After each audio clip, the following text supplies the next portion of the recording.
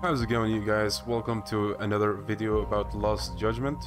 Today we're going to be talking about the brand new, all new expansion for Lost Judgment, the Kaito files. Now, this DLC came out just a few days ago. Kaito files is, as the name implies, an expansion in which you play as Kaito and you explore a story of his own. So, the Kaito files was announced at launch, I believe, and the game, the main game, Lost Judgment, came out, I have the date here, September 21st, and the expansion itself launched 28th of March, so just a few days ago. So that's about half a year of, window. So, quite a bit of time after the launch.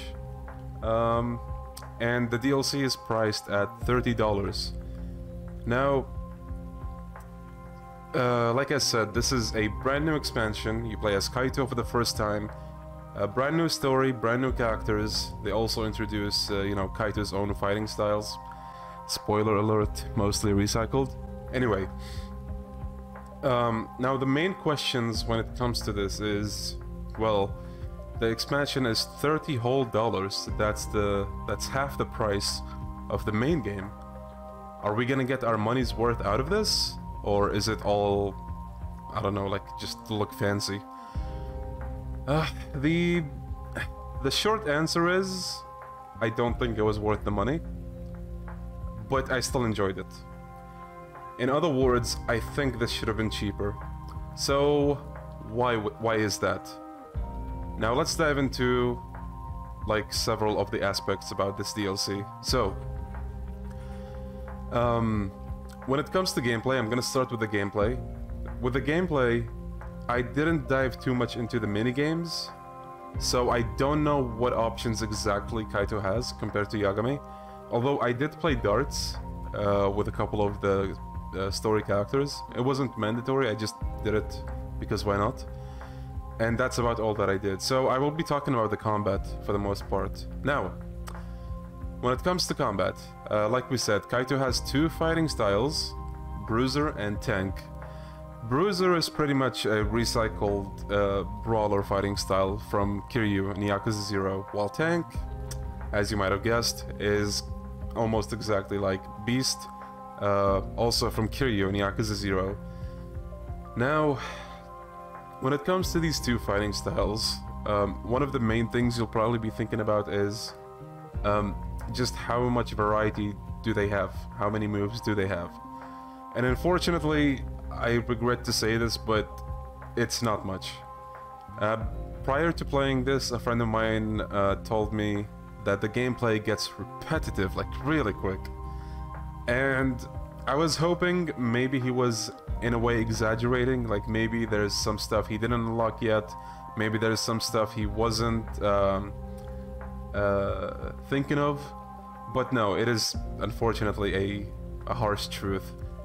I was playing this on stream, as you guys might know, and I had a lot of help, and a lot of the moves in this DLC you have to go around the city and find, which is another thing that I want to talk about when it comes to this. So the skills. There's a couple of ways you can find these. There's the skill books, first and foremost, and it's nothing new. We've seen the skill book method of finding new skills. And honestly, maybe it's just me, but I've kind of grown tired of this method, because yeah, on one hand, it does encourage you to go around the city and explore and maybe find some, hidden items, like in skill books, maybe something else. But on the other hand, when it, maybe you just want to, explore the story, for what it is. But, some of the good moves are locked behind skill books, so you miss out on those options if you want to go for a more casual playthrough. Know what I mean? So, in that sense, I feel like they should have gotten a bit more creative in the way you unlock moves, or just, had them as locked skills that you can unlock. But that's how it is. Now, with that being said, there's something called memories in the Kaito files. The memories is basically same as skill books, almost, but not quite. So you go around specific spots that are somehow memorable to Kaito, and when you inspect those spots, they're gonna be shining. They have a shine to them. Kaito will reminisce on something that happened in that spot, and as a result, he gets inspiration from whatever happened there at one point. And that results in a move that you unlock, which has a nice little backstory description to them, like all of the ones that I unlocked through this method. And that's pretty nice. It's not very different from finding skill books, but you know, it's different. They try to do something, and I can appreciate that. So yeah, the skill books memories thing, it's nice. I kind of wish you didn't kind of have to go out of your way, because it ties in with another issue that we're gonna talk about later, and I don't want to make this like a jumbled mess. But basically, this game mode, I actually don't know if I should talk about it now. Okay, let me bring something up first. There's an issue like the item shortcuts. You only have one here, but that's a lost judgment issue as a whole, so I'm not gonna blame the Kaito files for that. I had other minor issues while playing through this, mainly when it comes to grabbing enemies. Oh my god.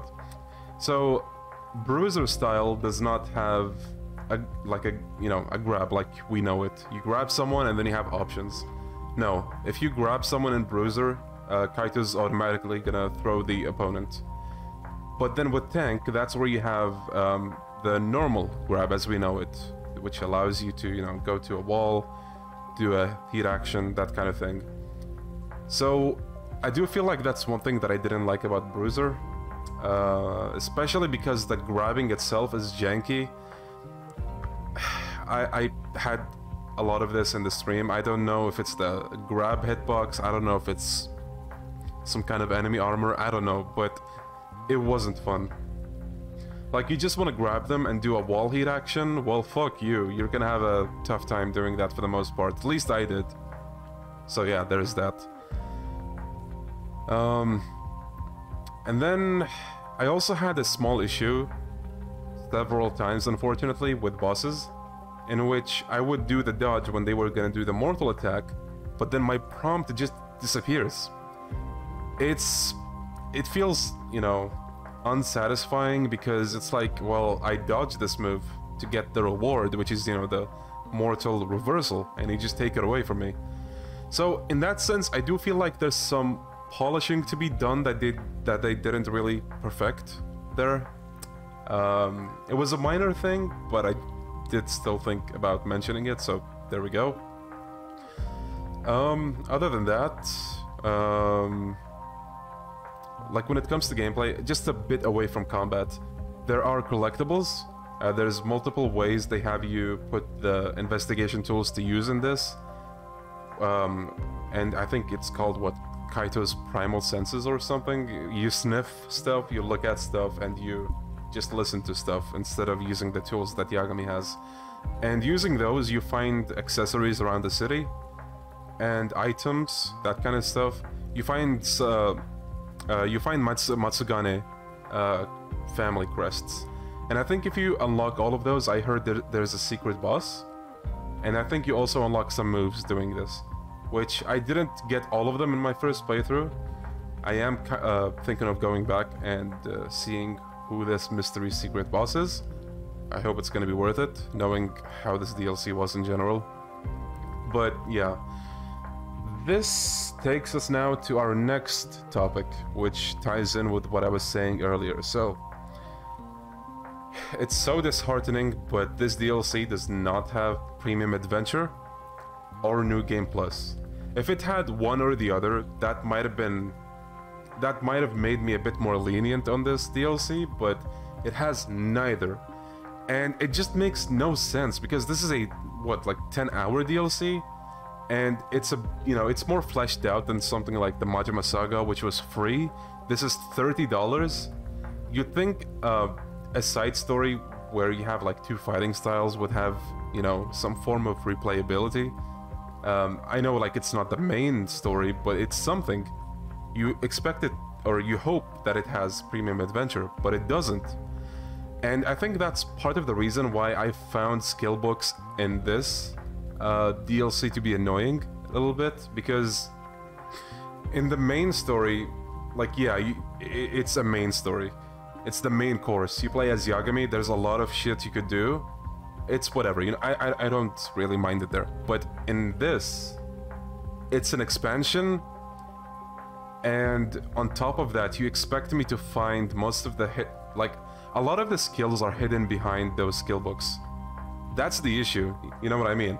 A lot of the skills are hidden behind that, and in a game mode where there's no premium adventure or new game plus, like, when you have to play this again, you start from zero. You have to find all of those stuff again. You see the issue here? So yeah, in that sense, I don't think skill books is a good idea for this, especially with how much they're doing it. A lot of the skills are locked, like I said. Man, speaking of unlockable skills, there's one skill in particular. I have no idea why it's a skill, but anyway. There's a Master of Disguise skill, I think the name was. Now, what does this skill allow you to do? This skill allows you to switch between the different disguises that you have. Basically, costumes. Why? So, first of all, why the fuck is this not available in the main game? Why did it at least not get patched in? Second of all, this hurts.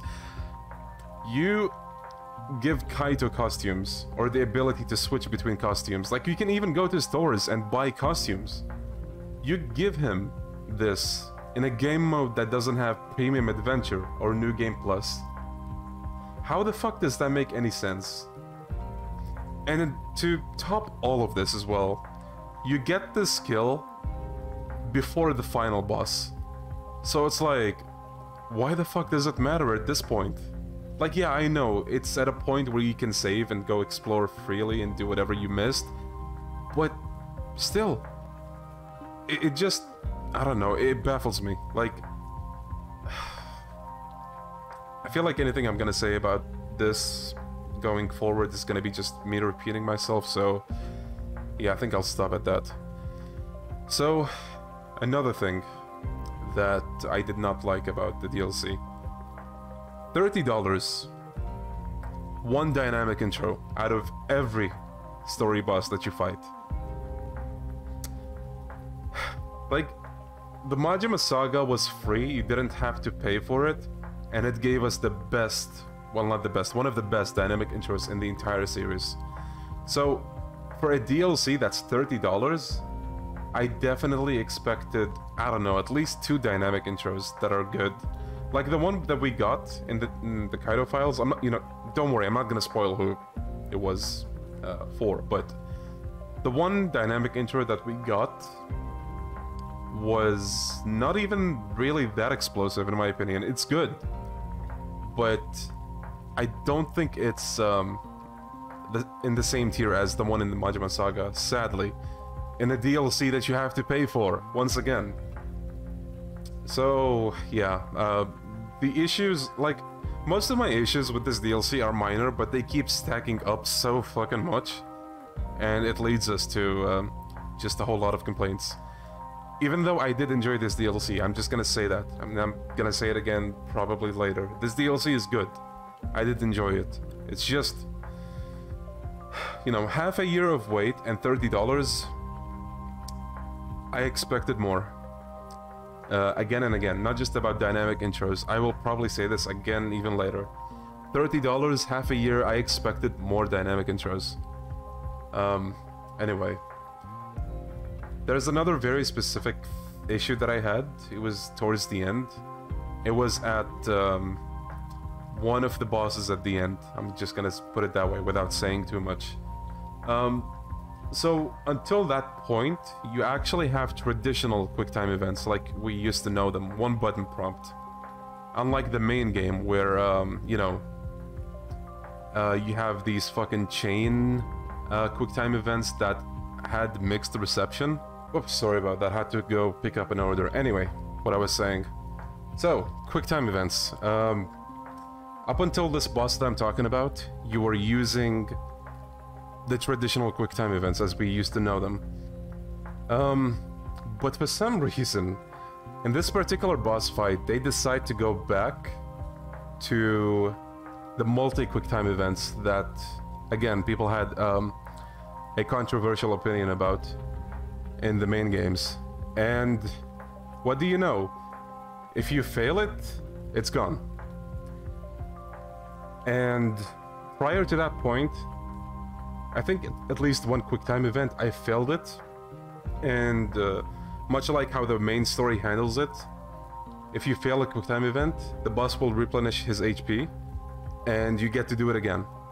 But not with this boss. I have no fucking idea why.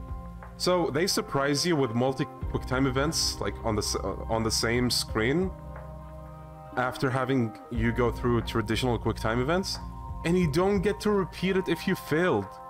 How does... I'm just baffled. But yeah, that's... I guess that's a minor issue, but again, minor issues keep getting stacked with this game, and it's causing more than a minor issue at this point. So yeah. I guess that's all that I have to say about gameplay. So we are gonna move to the story now. Now when it comes to the story, the premise of the story is that Kaito finds out that he has a son from a past relationship, and you try to get to the bottom of the truth, like, what's the story of this son? Where did his, past partner go? What has she been up to? That's the very basic gist of what's going on. And of course, with the new story, there's new characters, such as Kaito's son, obviously, Jun, and Kaito's former partner, Mikiko. There's a whole bunch of also like new villains. You have Kenmochi, and well, I don't want to delve too much into spoilers, so I'm just gonna stop there with the names. But yeah, the new characters are interesting, the new villains as well. There's two in particular that I like, and that's one of them is Kenmochi, obviously. Didn't expect the twist with him, with his let's just call it fear, and leave it at that. And then what do we have? I guess I can talk about what I think of some characters. So Jun, Kaito's son, surprisingly, I really like the character. Kaito's son is I thought he was good to have around overall in the story. He was never really a nuisance. He was just a good boy,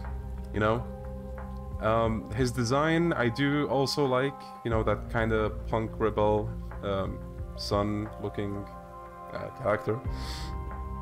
Pretty good stuff. Mikiko, funny thing about her is everyone in the stream memed about her being Yasuko 2.0, which yeah, she is. But the good thing about her, I guess, is that she's Yasuko, but better.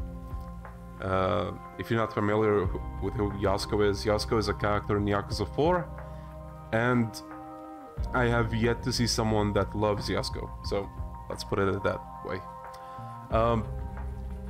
What else do we have? So, when it comes to the final boss, okay, I guess we're gonna delve into some spoiler territory. I don't think you should watch this if you haven't played the DLC, or if you don't want to get spoiled specifically, so you should probably leave the video right now. But the final boss, Sizz. Oh boy, did they get us with that one. So, the final boss that you fight, the final boss, is Sadamoto, Mikiko's husband. And it's a pretty good fight. I do wish it had more, but it's a good fight. That's where they chose to throw the dynamic intro, the one dynamic intro that's in the DLC, unfortunately. And it also had that QuickTime event that fucking surprises you because you're used to a certain fucking pattern. my god, I'm kind of realizing I don't really enjoy the way that fight is done now. But no, other than those issues, it's a good fight. I did like the fight. And then you have the true final boss. I didn't see that coming, the way they did it, but the doctor, what's his name? I already forgot it, but the doctor, holy shit. I think it's a first they've chosen to do a story or end a story like this. It really does feel more like a meme fight than a serious fight in a way. And you know what? I think I dig that. They wanted to end the story on a, you know, relatively happy note, and my god, that was just the kind of fight that you didn't see coming, and when they, you know, laid it out to you, it's like, well, this is a thing, okay, let's do it. You know what I mean? Now, the final boss, the true final boss, had no dynamic intro as well, but he did have a quick time event, I believe, and it was pretty good. I did like that one. Just backtracking a little bit, but this final boss, the quick time event for him, again, goes back to the traditional way of doing quick time events, which again makes me wonder, why the fuck did the pre-final boss, he's the only one that has the multiple quick time event thing. It's so dumb. It just throws you off, and the fact that they don't allow you to repeat it it doesn't make sense to me. Anyway, now thoughts about the ending, I suppose. Kaito pretty much ends up with Mikiko again because of what happens at the end, and that kind of makes me curious if they do continue with the Judgment series. What's gonna happen to Kaito? Does this mean he's gonna tie the knot and that's gonna be it for him?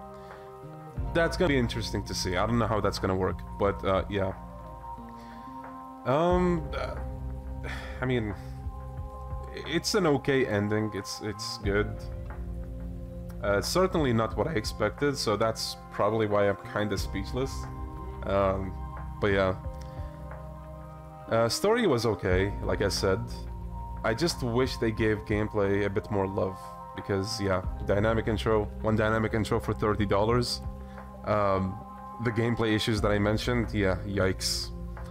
So overall, I think I give this like a 7 out of 10 maybe, because again, there's a lot of decisions when it comes to this DLC that just don't make any sense. And you know, I did talk to the chat also about the pricing for the DLC. A lot of people agreed that the DLC is overpriced. It doesn't feel like you're getting $30, you know, worth of content. I do think, you know, they did a very good job in some areas, like the cutscenes, but, you know, other than that, the story is also an area that they did good in, but the gameplay just leaves more to be desired, especially again when it comes to Premium Adventure, New Game Plus. It just makes no sense. But yeah, overall, it was still an enjoyable experience. I had fun playing this on stream with chat, and yeah, it is what it is. If they ever make another DLC, probably not for this game. Maybe the next Judgment game, if that's gonna be a thing. Man, I want to see Higashi having a DLC. Can you imagine the fucking juggles on that dude with his fighting style? He juggles you like it's nothing in the first game, so yeah. Anyway, don't want to prolong this anymore. I thank you for watching this, and I hope you enjoyed the video. And if you're planning to play this, I hope you enjoy the DLC. But yeah, take the price into consideration because, jeez. Anyway, I will see you guys in the next video, whenever that's gonna be. Bye-bye.